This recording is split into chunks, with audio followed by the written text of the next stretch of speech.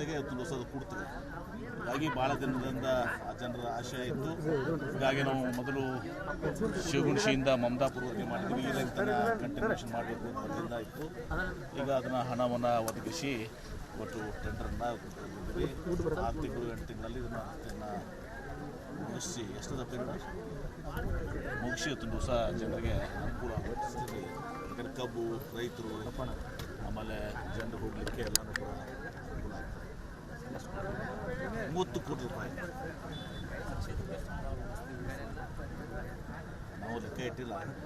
ಅದಷ್ಟೇ ನಾನು ಶಾಸಕನಾದ ಮೇಲೆ ಬಹುಶಃ ಕೋಟ ಬಬಲೇಶ್ವರ ಎಲ್ಲ ಕೂಡಿದರೆ ಕನಿಷ್ಠ ಪಕ್ಷ ಒಂದು 10,000 ಕೋಟಿ ರೂಪಾಯಿ ಅಷ್ಟು ಅನುದಾನದ ನೀರಾವರಿ ಇರ್ಬೋದು. ಕುರ್ಚಿ ಬಬಲೇಶ್ವರ ಒಂದೇ 3,600 ಕೋಟಿ ಆಗ್ತದೆ. ಎಲ್ಲವೂ ಕೂಡಿ ಸುಮಾರು 10,000 ಕೋಟಿಯಷ್ಟು ಕಳೆದ 20-25 ವರ್ಷದಿಂದ ಹೊಸದಾಗಿ ಹೋಗಿ ಸೇರಿಕೊಂಡಿದ್ದು. ಮೊದಲು ಇಲ್ಲಿ ರಸ್ತೆಗಳು ಏನೂ ಇರಲಿಲ್ಲ. 2004ರಿಂದ ಇದು ಪ್ರಾರಂಭ ಮಾಡಿದ್ದು. ಮಮದಾಪುರ ಹೋಬಳಿ ನಮ್ಮಲ್ಲಿ ಇರಲಿಲ್ಲ. ಇದು ಇಲ್ಲೇ ಸ್ವಾಮಿಗಳು ಇಲ್ಲೇ ಇದ್ದಾರೆ. ಈಗೆಲ್ಲ ಮಮದಾಪುರ ಹೋಬಳಿ ಎಲ್ಲ ರಸ್ತೆಗಳು, ಗುಡಿಗುಂಡಾರಗಳು, ಕೆನಾಲ್ ದಾರಿ ಎಲ್ಲನೂ ಕೂಡ ಸ್ವಲ್ಪ ಕೆರೆ ತುಂಬುವಂಥದ್ದು. ಮಮದಾಪುರ ಕೆರೆ ತುಂಬುವಂಥ ಐತಿಹಾಸಿಕ ಮಮದಾಪುರ ಕೆರೆ 1600 ಎಕರೆ ಇವತ್ತು ದಿವಸ ವಚನ ಹೇಳಿ ಬೈಲಲ್ಲಿ ನಾನು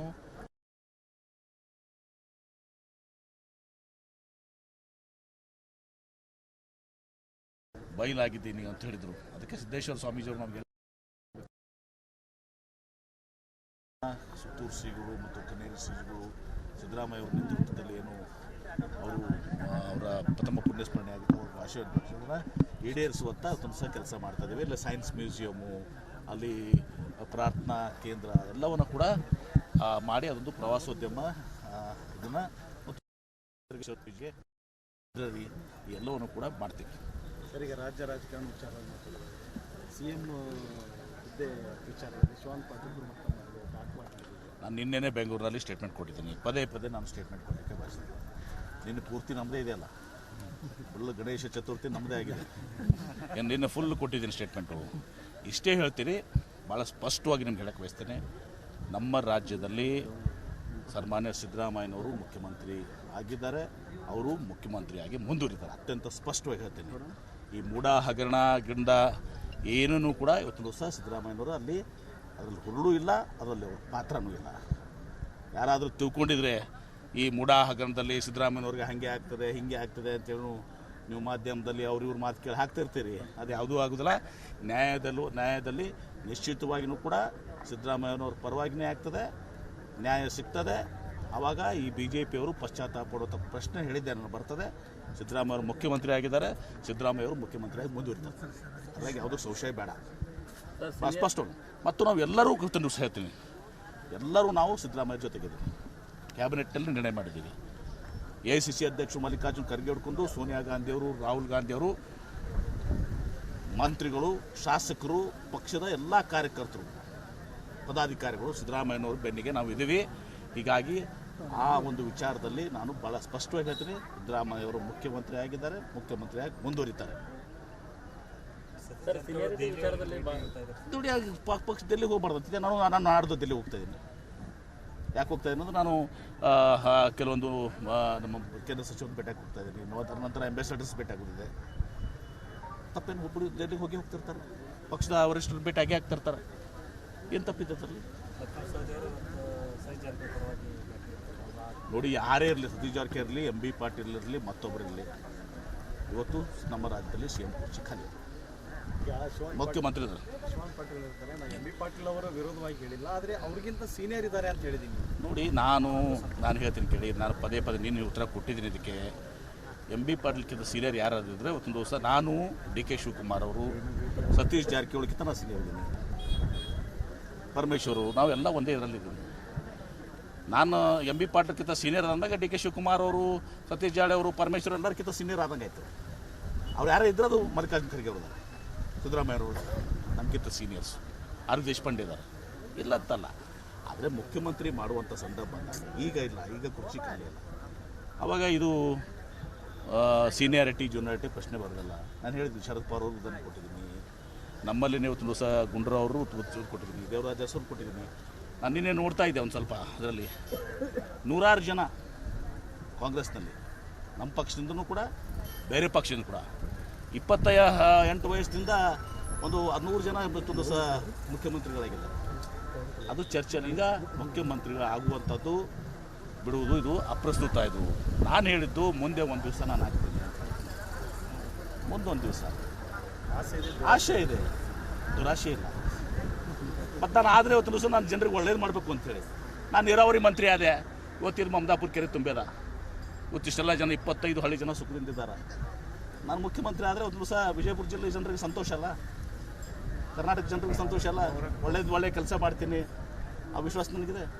ಅದು ಈಗ ನಾನು ಸಿದ್ದರಾಮಯ್ಯನವರ ಅಥವಾ ಬೇರೆ ಯಾರೇ ಇವತ್ತು ದಿವಸ ಆಗಲಿ ಪಕ್ಷ ಹೈಕಮಾಂಡ್ ನಿರ್ಧಾರ ಮಾಡಬೇಕಾಗ್ತದೆ, ಕೆಲವೂ ಕೂಡ ಶಾಸಕರು ನಿರ್ಧಾರ ಮಾಡಬೇಕಾಗ್ತದೆ. ಅದನ್ನು ಬಿಟ್ಟು ನಾನು ನಿನ್ನೂ ಕೂಡ ಅದನ್ನು ಹೇಳಿದ್ದೀನಿ, ಮುಖ್ಯಮಂತ್ರಿ ಆಗಬೇಕಂದ್ರೆ ಸ್ವಯಂ ಘೋಷಿತ ಆಗೋಂಗಿಲ್ಲ, ಪಕ್ಷ ನಿರ್ಧಾರ ಮಾಡಬೇಕಾಗ್ತದೆ, ಶಾಸಕರು ನಿರ್ಧಾರ ಮಾಡಬೇಕಾಗ್ತದೆ. ಮತ್ತು ಯಾರನ್ನು ತೆಗೆದು ಮಾಡುವಂಥ ಕೆಲಸಕ್ಕೆ ನಾವು ಕೈ ಹಾಕುವಂಥ ಪ್ರಶ್ನೆನೇ ಬರೋದಿಲ್ಲ. ಸಿದ್ದರಾಮಯ್ಯನವರು ಮುಖ್ಯಮಂತ್ರಿ ಆಗಿದ್ದಾರೆ, ಮುಖ್ಯಮಂತ್ರಿಯಾಗಿ ಮುಂದುವರಿತಾರೆ. ಮುಂದೊಂದು ದಿವಸ ನಾನು ಆಗ್ತೀನಿ, ಅದು ಮಾತಾಡ್ತಾರೆ. ಸರ್, ಶಿವಾನಂದ ಪಾಟೀಲ್ ಜನತಾದಳದಿಂದ ಬಂದಿದ್ದು ಅಂತ ಹೇಳಿದ್ರು. ಅವ್ರು ಹೇಳ್ತಿರೋದು ಸಿದ್ದರಾಮಯ್ಯ ಅವ್ರ ಜೊತೆ ಜನತಾದಳದಿಂದ ಬಂದವರು ಅಂತ. ಸೀನಿಯರ್ ಸಿದ್ದರಾಮಯ್ಯನವ್ರದ್ದು ಒಂದು ಎಲ್ಲ ಇದರಲ್ಲಿ ಕೂಡ ಭಾಳ ಒಂದು ಸ್ಪೆಷಲ್ ಕೇಸಸ್ ಇರ್ತದೆ. ನಾನು ಸಿದ್ದರಾಮಯ್ಯ ಅವ್ರ ಜೊತೆ ಹೋಲಿಕೆ ಮಾಡ್ಕೊಂಡ್ರೆ ತಪ್ಪಾಗುತ್ತೆ. ಸಿದ್ದರಾಮಯ್ಯ ಅವ್ರವ್ರದ್ದು ಭಾಳ ದೊಡ್ಡ ವ್ಯಕ್ತಿತ್ವ, ದೊಡ್ಡ ನಾಯಕರು ಇರ್ತಿದ್ರು ಸಹ. ಅವ್ರು ಬಂದಿದ್ದಾರೆ, ತೊಗೊಂಡಿದ್ದೀವಿ. ನಾನು ಅದನ್ನು ಕೂಡ ನೋಡಿದೆ. ಅವರು ಒಂದು ಸ್ಟೇಟ್ಮೆಂಟ್ ಕೊಟ್ಟಿದ್ದಾರೆ. ನಾನು ಒಂದು ಮಾತನ್ನು ಭಾಳ ಸ್ಪಷ್ಟವಾಗಿ ಹೇಳ್ತೀನಿ, ನಿಮ್ಮ ಮೂಲಕ ಹಿಂದೆನೂ ಕೊಟ್ಟಿದ್ದೀನಿ, ಇದು ಕಡೆಯ ಬಾರಿ. ನಾನು 2004ರಲ್ಲಿ ಏನು ವಿಜುಗೌಡ ಪಾಟೀಲ್ ಏನೋ ನಮ್ಮ ಹೇಳ್ತಾನಲ್ಲ, ಅವನು BJPಗೆ ಅದಾನ, ಹಂಗೆ ಹೇಳ್ತಾನೋ ಗೊತ್ತಿಲ್ಲ.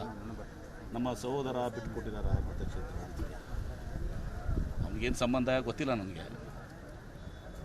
ಆದ್ರೆ ಒಂದು ಹೇಳ್ತೀನಿ, 2004ರಲ್ಲಿ SM ಕೃಷ್ಣ ಅವ್ರನ್ನ ನನಗೆ ಕರೆದ್ರು.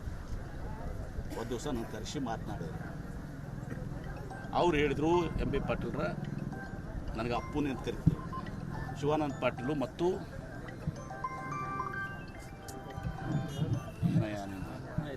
ಎಲ್ಲರದು ಹಾಳು ಮಾಡ್ತಿಲ್ಲ ಏನ್ರಿ, ನಾನು ರಿಪೀಟ್ ಮಾಡ್ತೀನಿ, ಮೊಬೈಲ್ ಆಫ್ ಮಾಡಿಲ್ಲ. ಇದನ್ನು ಭಾಳ ಕ್ಲಾರಿಟಿ ಬೇಕಾಗಿದೆ.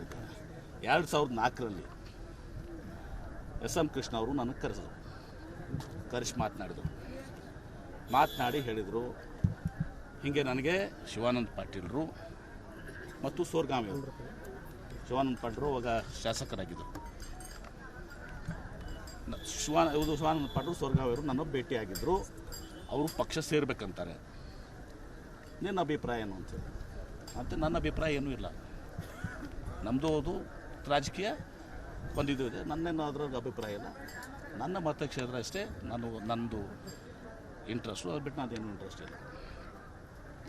ಅವ್ರು ನೀವು ಕರೆದು ಮಾತಾಡಿದ್ರು, ನಾನೇ ಕರೀಲಿ ಅಂತ ನಿಮ್ಮನ್ನು ಬಂದು ಭೇಟಿಯಾಗಿದ್ದಾರೆ, ನೀವು ಹೇಳ್ರಿ ಏನು ಅಂತೇಳಿ.